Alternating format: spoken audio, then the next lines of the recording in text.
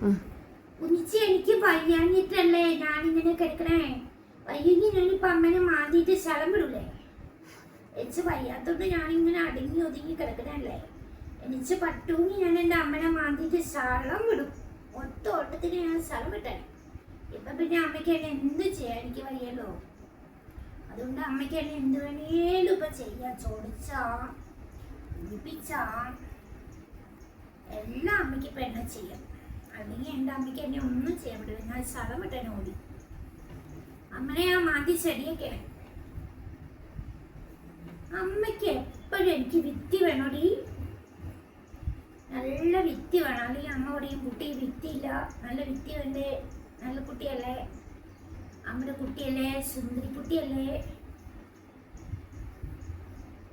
അതുകൊണ്ടേ എൻ്റെ അമ്മ എന്നെ നല്ലോണം സ്നേഹിക്കുന്നുണ്ട്. അതാണ് ഇങ്ങനെയൊക്കെ സ്നേഹിക്കണ അമ്മ.